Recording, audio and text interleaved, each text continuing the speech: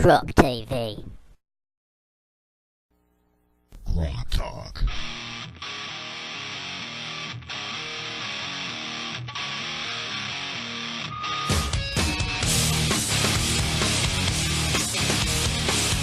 Just shaking the senator's hand as he exits the studio. Welcome back to GrokTALK. My name's Steve McDonald. I am here with Skip Murphy and Mike Rogers, coming to you live from 8 North Main Street, Concord, New Hampshire, Grassroots Central.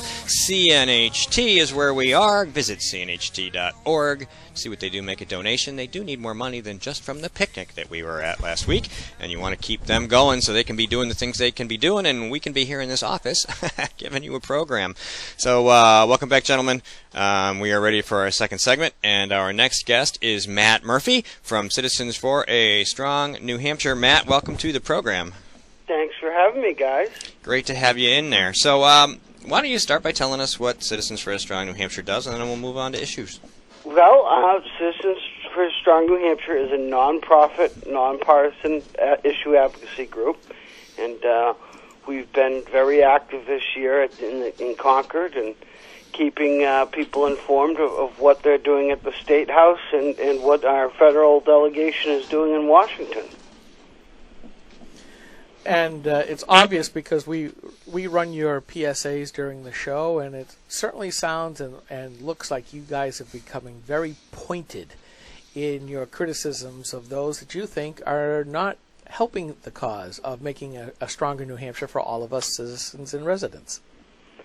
We are definitely pointing out where people are hurting our economy. I think, as you'll see, our biggest issue is this gas tax.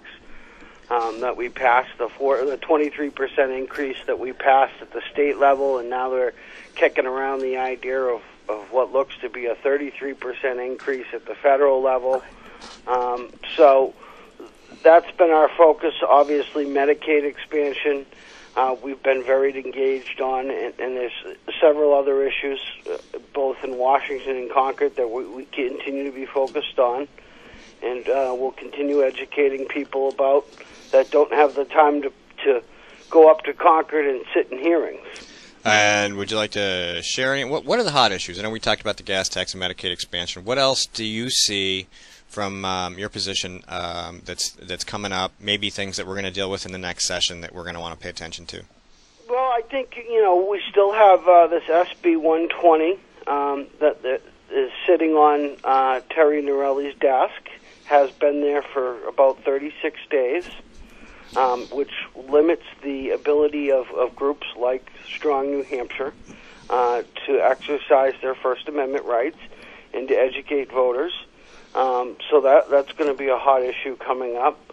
I think as we move into the next legislative session, we were very active on Second Amendment bills. I don't know if you remember I believe it was 1584. Or 1589, excuse me, where they wanted to have us do a transfer for all, or go to a gun dealer for all transfers of private sales for firearms. Or so basically, if I wanted to give a firearm to a relative, even if it was just to loan him the firearm to go hunting, I would have to go and get a transfer through a FFL or a federally licensed firearm agent and transfer him the firearm legally to be able to do that. So, it is 1589, yeah. Yeah. So, well, when you have all those bills, sometimes you forget those numbers. But I mean, those are going to be the key issues, and I think that's always been what we focused on is fiscal issues. Anytime that we're talking about increasing a tax. I mean, look at the session we had, the surplus that they put right back into the Health and Human Services. They had passed a paint tax. I don't know if you recall that. Yes. Oh yeah. They put a tax on the sale of paint. So now, if you paint your house, which nobody looks forward to, it just costs you a little bit more. We had the gas tax. We're seeing now that Medicaid expansion is going to be a bigger problem. I don't know if you saw yesterday there was press release that came out that the numbers that the Lewin Group, who thought we're going to sign up for Medicaid expansion, has way surpassed what they thought was going to sign up for Medicaid. Big surprise. Yes. And so those are the issues that we're going to keep educating people on and make sure they understand how this is going to impact them at the state level. At the federal level, I mean, we're going to keep beating the drum about Obamacare. We're going to keep holding Senator Shaheen accountable on what she's going to do on the gas tax. I don't know if you saw the back and forth where she said, well, I don't support the gas tax, but I do support the gas tax, and it depends really who she's talking to. Correct.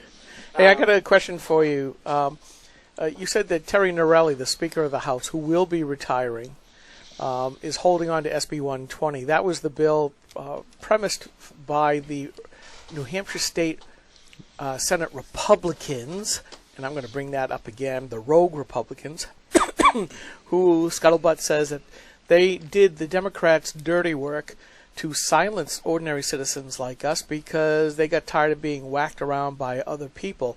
You know, Granite Rock fought the Mini Disclose Act written by Kathy Sullivan several years ago, and here's the Republicans doing the exact same thing. But do you think that she's going to hold on to that because of what the Democrats are trying to do at the federal level in D.C. in trying to modify the First Amendment so that they will control all political spending? I don't know what the reasoning is behind it, but the part that kind of boggles my mind, and I don't buy into this argument, but during the hearing process and in the public statements of those that supported this, they made it, and the crisis alert went out that this was so important that it needed to be done immediately. Well, I mean, what's with the delay? And I think part of it is that. I think that part of it is that they want to see what Washington does. But other than that, there's no explanation for why they're doing this, why she's holding it on her desk, and why it hasn't gone to the governor. You know, I look at the same thing, or with the same jaded eye as the buffer bills, where we told the Senate Republicans, don't do this bill, which would provide the 25-foot buffer at abortion clinics for people who are trying to help those mothers to be. Look, it's coming to the U.S. Supreme Court because of the Massachusetts buffer rule, or the buffer, whatever it's called. Yeah. So, but they went and did it anyways, and now they've just had to say, well, we can't enforce it, but it's still on the books because, you know, here we're being controlled by D.C. Yeah, and it's a symptomatic of people, and I think that the same thing with 120. I mean, we have a situation where campaign finance right now is an ongoing topic, and with Citizens United, and that was a great decision. I think that was protecting free speech, and with all these decisions that we're seeing where the defense of free speech is being upheld by the courts, I think they're trying to be reactive, and that was one of the reasons when we spoke with Senator Bradley and some of the other sponsors like Representative Jasper, was one of the things that we said was, well, wait a minute, hold on.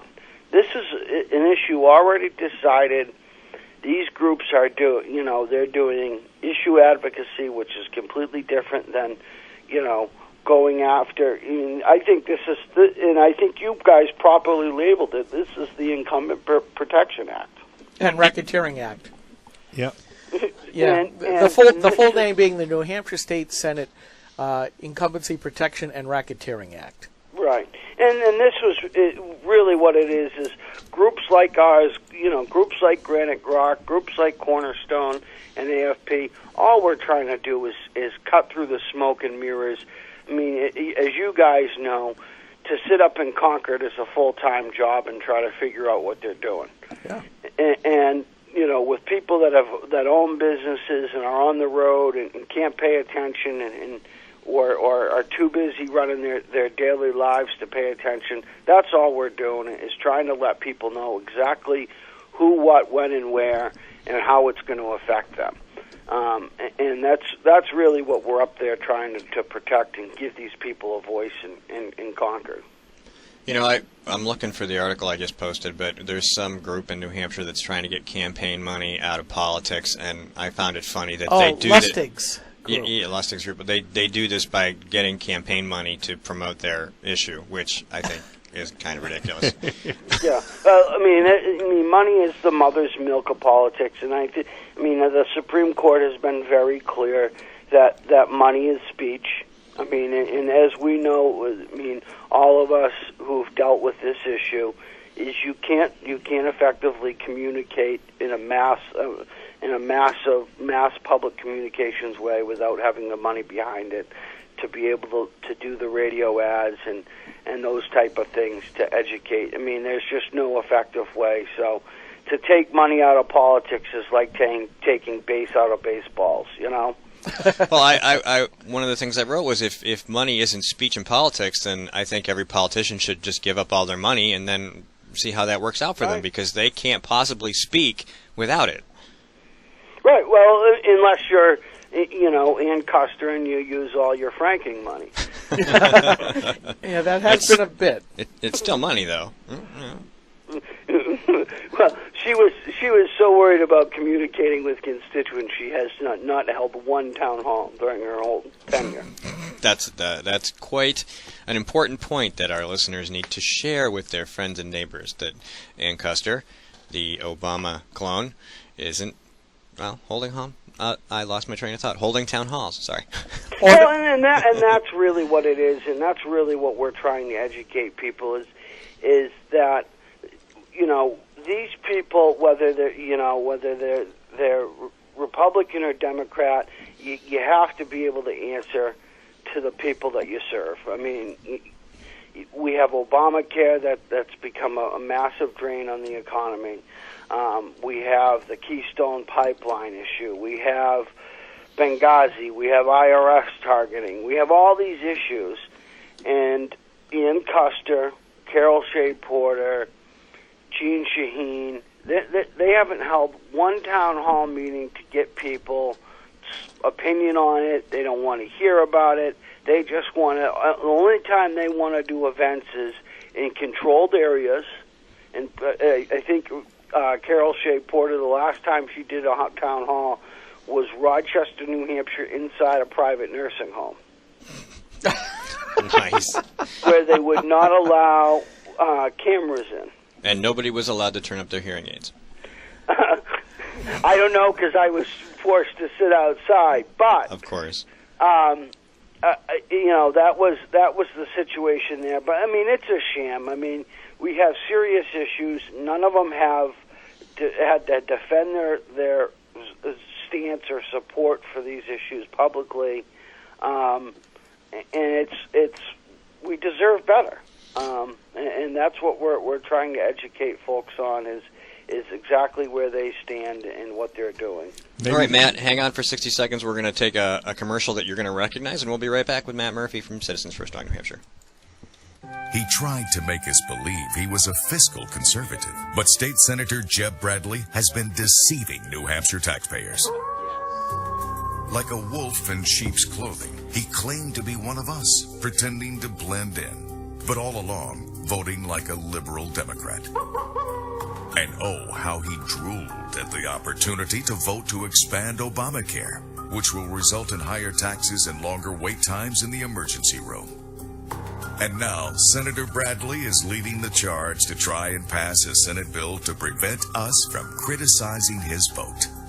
Call Senator Bradley at 603-569-4208 and tell him that we're on to his wolf in sheep's clothing routine.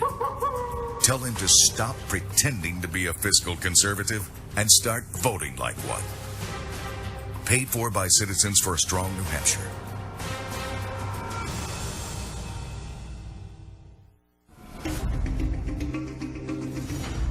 GrokTALK. All right, we are back with Matt Murphy from Citizens for a Strong New Hampshire. I'm Steve McDonald here with Skip Murphy and Mike Rogers.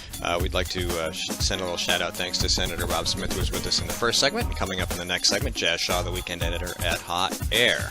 So, back to our business with Mr. Murphy. Mr. Murphy. Mr. Murphy, how are you? Again. I'm well, yourself? I'm a hurting puppy. It really is a disaster getting old when stuff starts to break and you don't like it. But that's beside the point. You tend to get around quite a bit. What is your feeling when you go to some of the citizen-oriented events? What's your feeling about people on the right towards the upcoming primary election and then the general election? What's the angst out there? What's the gestalt, if you would? How do you think people are thinking, and what do you think they're going to do about it?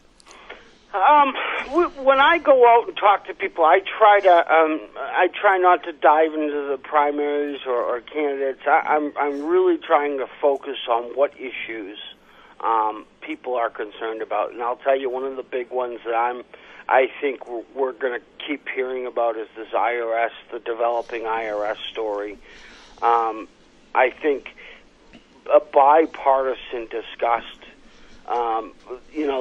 Dealing with the IRS in a negative light is a scary thing, and to see that the fact that it's blatantly obvious now that they were targeting people based on their political thoughts is scary, and it should be scary. And for those that lean to the progressive side, I would say, turnabout is fair play, and you wouldn't like it if it was done the other way around.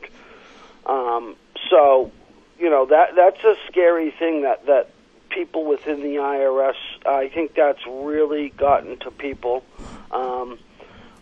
One of the other things that I keep hearing about is federal spending. That's going to continue to be an issue. Obamacare is going to, and Obamacare is really going to come home to roost with local governments in the next couple of years, especially if next year local departments, for instance, teachers, cops, firefighters, are going to be going into new contract negotiations because the Cadillac tax takes effect, I believe, in 2017, and the issue is going to be who picks up the tax bill. That's correct. Let me ask the same question, but slightly different, Lee. I mentioned angst, unease. Do you think people are continuing to trust their government? How about attacking it from that standpoint? Because it gets away from the elections and all that, and really goes to the heart of what I was trying to get at. It really is, I think, from my standpoint, I see all this stuff going on at the federal level, a little less so at the state level, except with our elected politicians. But is this government actually serving us, or are we now expected to serve it, shut up, or we're going to bring you into court and bankrupt you? Yeah, I think there's a little bit. I think there's definitely a mistrust of government, both at the state level and the federal level. I think the danger for us, and something that we're trying to prevent, is apathy. What I would hate to see is people say there's nothing we can do, there's no way to fix the issue, and I'm just going to let it ride. What we're trying to prevent is apathy, and the only way to prevent that is to keep educating people, keep getting them involved, have them show up, have them call Maggie Hassan and Jean Shaheen. Matter of fact, just yesterday on the Strong New Hampshire website, we launched a petition, which people can go online at strongnh.com and sign it. And it's a petition for Governor Hassan and Senator Shaheen, telling them that we can't afford their higher gas taxes. So that's really what we need to do, is keep people involved, keep them in the fight, because that's really what they want us to do is crawl into our cave, not bother them, and let them run amok. One of the points that Senator Smith kept coming back to time and time again when we were talking about solving problems with spending or with politicians who don't do what we ask or follow the platform. He kept saying, you got to go out and vote him out of office. You got to vote him out of office. You have a vote. You have to go and vote and be engaged and to, step up and pay attention and just go vote. Yeah, and that is definitely true. I mean, you can't sit home on those election days. But the other thing is you can't just come out on November 4th and retire to your living room and not do anything the rest of the time. I mean, these guys, the people that want to bankrupt or are bankrupting America. I won't say want, but are through either incompetence or just not being fiscally educated, are doing it 365 days a year. And that we need to constantly be vigilant on what they're doing, not only in Concord, but also in Washington, on what they're doing. I mean, I think I don't know if you guys saw the editorial in the Union Leader yesterday about overpayments. I did not. I saw it, but I haven't read it. The overpayments, I mean, if you go down the line, defense, Medicare, Medicaid, there's, multi-billion-dollar overpayments. Great. I mean, this is what, a fiscal calamity looks like. And he's, yes, voting is one thing. And it definitely is one of those things that we should all try to do and all do. But our responsibility as citizens cannot end there. Our responsibility is to hold them accountable, to write them directly, to write letters to the editor, to help educate our neighbors about what's really going on a personal level, because the media is not doing it. We're not getting the truth out of Washington.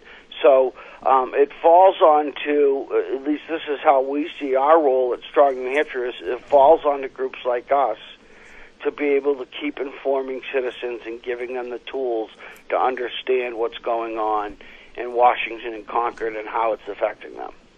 Yeah, I will tell you, I think you brought up a great word, apathy. Because for the normal person, and I had a discussion on Facebook, which I'm probably going to post as Facebook doodlings at some point over the weekend, where somebody who's very active decided to complain, why weren't you active before that? It's like, at some point people live their own lives, they're interested in their careers, interested in their families and those kinds of activities, and they don't always pay attention to politics or government because by right, if we were even back in the 1800s, government was such a small amount of our lives, you didn't have to pay attention to it.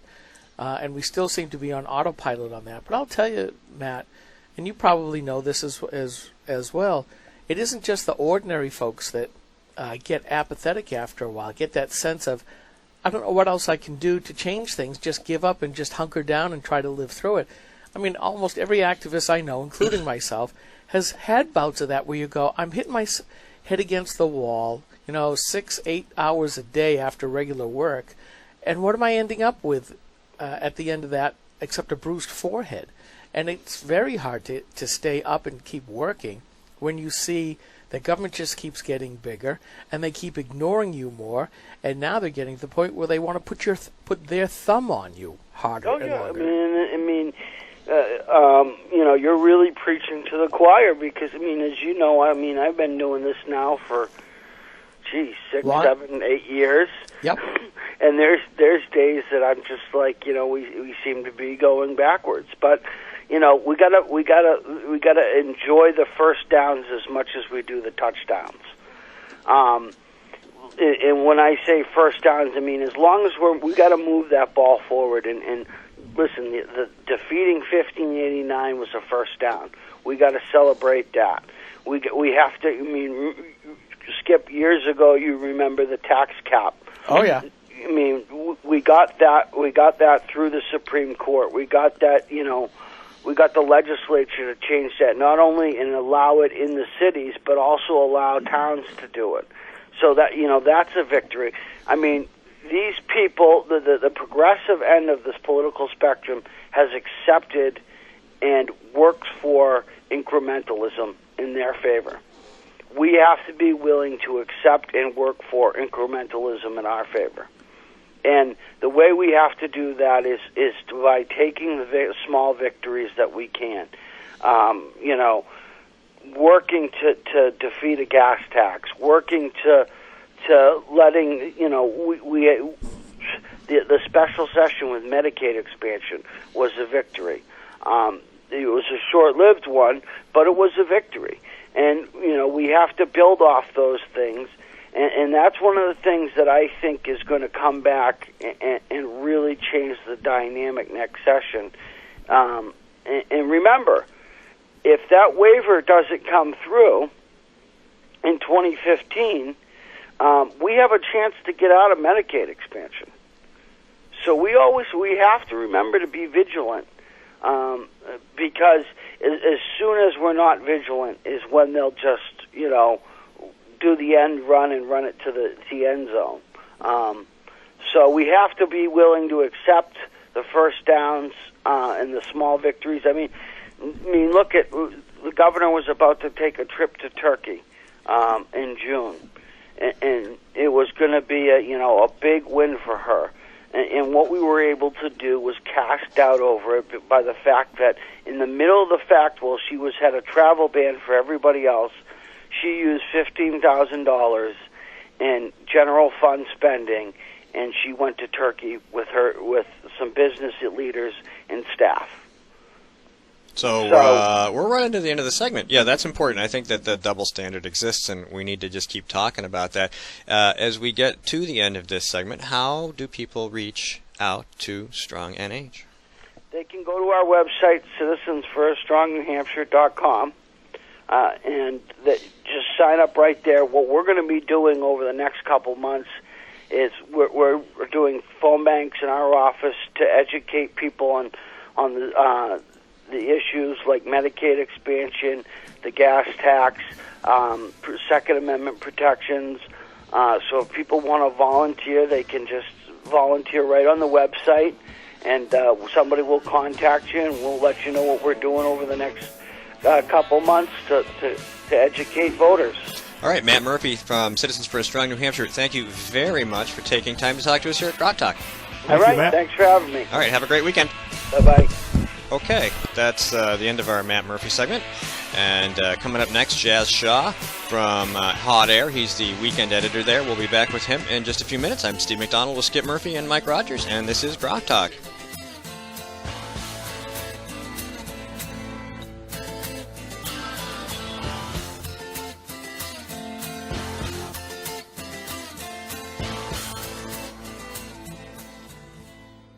Senator Jeanne Shaheen said, if you like your current health plan, you can keep it. That's not true, Senator. 22,000 New Hampshire citizens have been kicked off their insurance plans. Hospitals in Rochester, Concord, and Portsmouth, they aren't allowed to provide care under the exchange. Senator, you were wrong in your comments. You should apologize for your misleading remarks. I'm calling Senator Shaheen at 750-3004 and telling her I want my doctor back. You should too. Paid for by saberpac.org, not authorized by any candidate or candidate committee.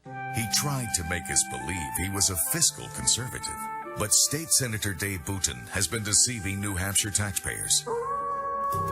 Like a wolf in sheep's clothing, he claimed to be one of us, pretending to blend in, but all along, voting like a liberal Democrat. He voted to raise your gas tax by another 23%. Taking a bigger bite out of our wallets every time we're at the pump. And oh, how he drooled at the opportunity to vote to expand Obamacare, which will result in higher taxes and longer wait times in the emergency room. And now the Senate wants to pass a bill to prevent us from criticizing Senator Booten's vote? Call Senator Booten at 603-203-5391 and tell him that we're on to his wolf in sheep's clothing routine. Tell him to stop pretending to be a fiscal conservative and start voting like one. Paid for by Citizens for a Strong New Hampshire. Are you from New Hampshire? Have you ever been to New Hampshire? Has anyone you've known ever sent you a postcard from New Hampshire? If you answered yes to any of these questions, then you too can become one of New Hampshire's very own Little Wandering Voters, thanks to the Senator Martha Fuller Clark's Home for the Little Wandering Voters Foundation. With your out-of-state voter participation and your liberal contribution, we can help Senator Martha and all her liberal pals stay in office.